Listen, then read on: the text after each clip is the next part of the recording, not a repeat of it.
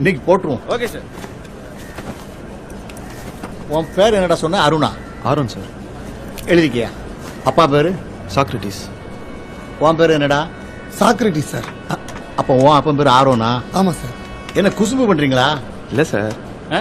என் பேரோட முதல் எழுத்து அவனுக்கு இனிஷியலாவும் அவன் பேரோட முதல் எழுத்து எனக்கு இனிஷியலாவும் வச்சுக்கிட்டோம் சார். ரெண்டு பேரும் அனாதை பசங்களாடா? ஆமா சார்.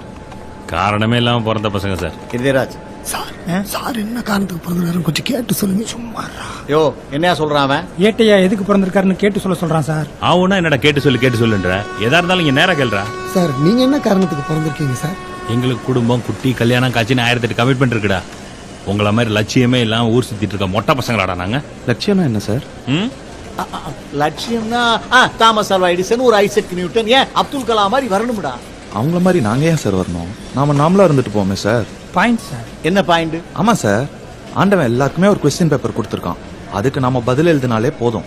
தேவையில்லாம அடுத்தவங்க கொஸ்டின் பேப்பருக்கு பதில் எழுதணும்னு வச்சுங்க, ஃபெயில் ஆகி போய் தான் சார் நிப்போம். முதல்ல நாம யாருன்னு தெரிஞ்சுக்கணும் சார். இது தெரிஞ்சுக்காம நாட்டுல பல பேரு அடுத்தவங்க மாதிரி வரணும்னு ஆசைப்பட்டு நடு தெருல நாரி போய் திரிறாங்க சார்.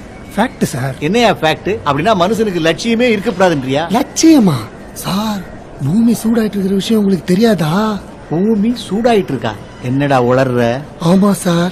எப்ப எங்க குண்டு வெடிக்கும், எப்ப பூமி ரெண்டா பொளக்கும், எப்ப வானத்துல இருந்து என்ன கொட்டுன்னு தெரியாம உலகமே பதறி திரியுது சார். பதறி தெரியுதா? இன்னொரு பக்கம் கோடிக்கணக்கான மக்கள் ஒரு வேளை சாப்பாட்டுக்கு வழி இல்லாம அலைஞ்சுக்கிட்டு இருக்காங்க. இதுக்கு ஊடால எவன் சார் லட்சியத்தை பத்தி யோசிப்பான்? தாண்டி யோசிக்கிறானே. இந்த சூழல்ல யாருக்காவது கருத்து சொன்னீங்க கடுப்பாயிடுவானுங்க சார். கடுப்பாயிடுவாங்க தான் சார். வாழ்ற காலத்துல முடிஞ்ச அளவுக்கு 4 பேருக்கு நன்மை செஞ்சுட்டு நல்லபடியா போய் சேர்றதையே பெரிய லட்சியமா வச்சுட்டு வாழ்ந்துடணும் சார். Reality sir.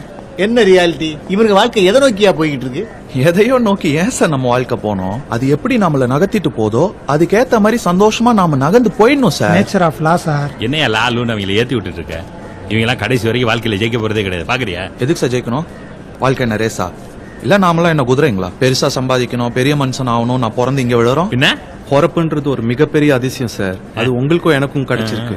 அது நேர்மையா வாழணும், அற்புதமா ரசிக்கணும் சார். நேர்மையெல்லாம் சரிதான்ப்பா, பணம் இல்லாம எப்படி வாழ்றது? பணம் வேணும் தான் சார். ஏதோ வாழ்றதுக்காக சம்பாதிக்கலாம், ஆனா சம்பாதிச்சுக்கிட்டே இருக்கிறதுக்காக வாழ்ந்துடக்கூடாது சார்.